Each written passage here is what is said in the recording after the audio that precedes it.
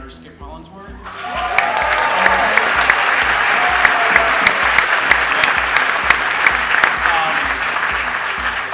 My producer Ginger Sledge is here.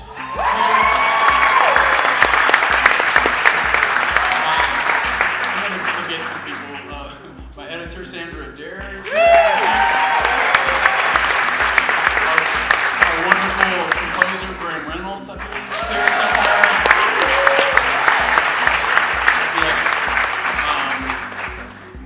From Millennium, who's distributing the movie, Kathy Shulman and Bill Lee are here.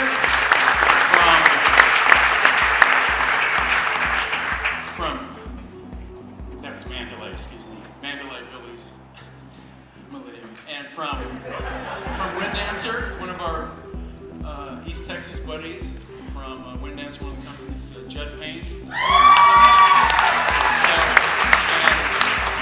a cast and other crew. I'll apologize later who I forgot. But I really want to open it up to these guys and just thank all you guys for being here. It's fun to watch.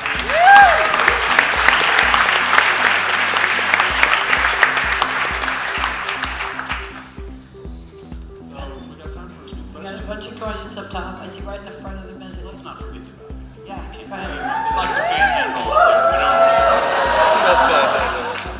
Nice.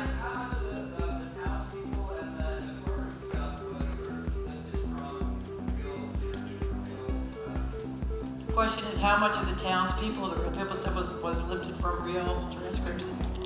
I mean, it was scripted, but some of my favorite lines were things they just threw in. You know, Kay threw in that could have got her shot for $5.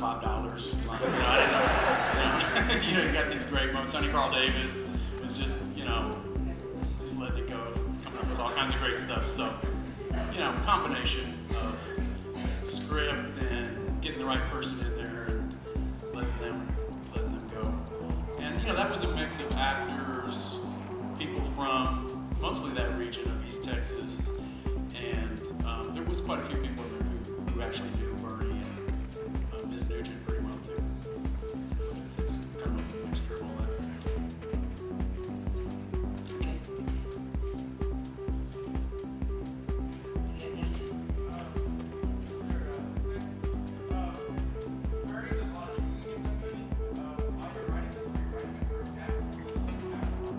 The question is, Bernie does a lot of singing, and was Brick running it for Jack with his background in music? He sure does a lot of singing. And, if you think about it, there's no actor. I can't think of another actor who could have done this, who could sing.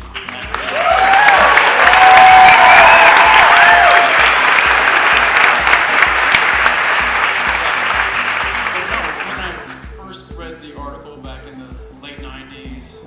Skip and I went to the trial. It was a real process. I didn't know Jack then. I knew who he was, but I didn't. We worked together almost 10 years ago, and that's when I started. But still, he was too young. Matthew was too young. Shirley was too young. So for the parts, they matured in them. That's why I waited 10 years. Just kidding. No, it did come together with Jack. Matthew, they read it, they found it. Right. Thanks for letting me skip ahead of you at the grocery store. I'm totally knew who you were. I was just pretending like I didn't. But I let you, though, right? I've been submitting to be in your movies for a long time. I finally got to meet you. Thank you. Well, we're glad to have you. Please ask these guys. I live here, man. Well, it's such an amazing role. So, and how much fun is this? I guess you've seen it a couple of times with audiences, but you haven't seen it here. Yeah. So how does it feel? It was great to see it. It's a great audience, and it has such great, powerful laughs in there. And it's also got those complex moments in there that are like, some gut-wrenching mixed in with the laughter. It's interesting to watch it. Matthew? What was the question? Just How do I standing feel? here in Texas, you know what I mean? This is the second time I've seen it, third. The thing that got me tonight, I don't know, maybe it felt like it got everyone else, but second half after Bernie goes down, as soon as he gets life. And I know I'm playing Danny Buck. I was trying to extend him that way and then some. But I felt it. I think the whole room did. I was like, oh shit, no. No, that's a long time. But I also, something I got tonight is I'd like to applaud your performance. We know you can sing, we know you can dance, but the acting was right on, man. You took it, you went across the board from really joyous and funny to really making me go, what I just said, oh no, don't do that to me. And then my favorite shot is you walking away at the end.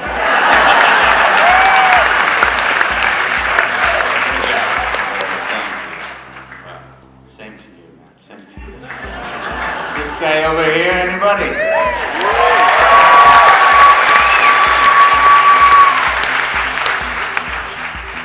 I'd just like to say, I mean, when we started out, we talked a little bit about the idea that maybe this movie could show that how could such a kind and gentle person be capable of this heinous crime, and if he could be capable of it, maybe anyone under the worst possible circumstances could be capable of a horrible crime like that. And I hope that we accomplished that. People bringing people on that journey to see his story. Themselves that question. Yeah, it's a lot We of. all know we could because we're in the entertainment industry. But I don't Watching it. It's heavy, man. Doing a story about a real life story. It's a heavy thing to be watching. I think they're right direction. I just wanted to ask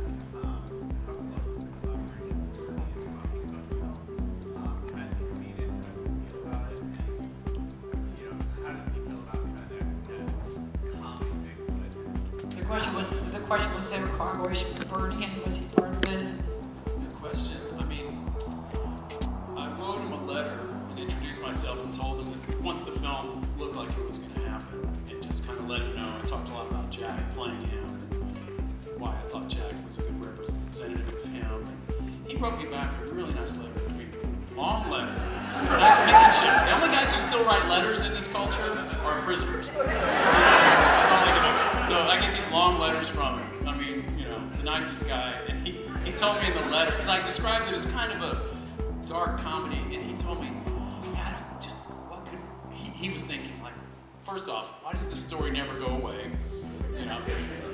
And he just couldn't see how it could possibly, what's funny about it? What could possibly be funny? And so he let he went back and got the Texas Monthly article, and he let a friend of his in the craft shop read it, because those guys usually don't share why they're here or whatever. He let him read the article. He said about 5 minutes later, he heard some, like, howling laughter coming from across the craft shop. And he looked over and his friend was just laughing as he read the article, so he guessed it was kind of funny. He didn't really, I said, I told him when we met him, Jack and I were fortunate enough to go spend a few hours with him before we started shooting, and yeah, he was like, what to describe him? He was a great guy, but he got the humor of it, and I kind of blamed it on Miss Nugent. I said, that's her, and it's the 9 months thing. I didn't really tell him it's the freezer thing. Yeah. Well, Such a weird relation what he had with her. yeah. He said that when he first heard about the movie being made, he didn't understand what could possibly be funny about it. But yeah, after he just like he said, he started to see where we were coming from.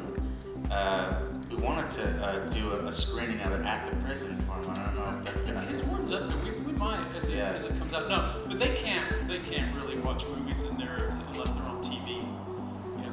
Then if it's playing on TNT or something, they maybe can watch a movie. So he wasn't really confident he would ever get to see the movie. But we're trying. I talked to his warden. She's pretty cool. She was kind of like, yeah, let me see it first, and maybe we can have a screening. I'm hoping like Tim League and the Alamo will do a screening with the prison yard or something. I mean, it's a maximum security prison. It's a hardcore place. But they'll get the top 500 inmates. Maybe you can qualify to see it or something.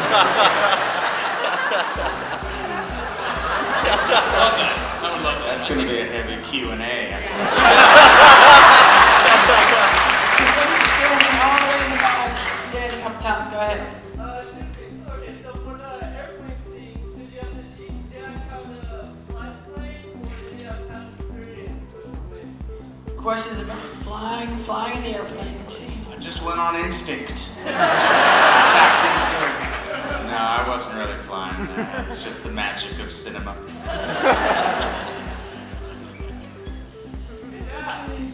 Remember rich player. Only rich. Who are you asking?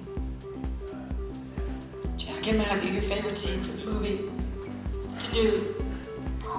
Well, it was just a whirlwind for me. I mean, we had a real compact schedule. We did it in like 5 weeks, and usually you have 3 times that amount of time. So every day was so packed, you know, a day would go by and we'd be dancing and then confessing to murder and then, you know, singing. It's just, there was no one day that sticks out because I was so exhausted at the end of every day. It was a real, I'd say this. but, you know, really satisfying. Mine was probably that for me, that closing argument was just really fun. It was like, let it all hang out now. Just slam the nail in the coffin on this one and go. And that was like the Danny Buck's engine in 6th gear. It was really fun. Can I ask you a question? How many people in here think Bernie should be doing a live scene?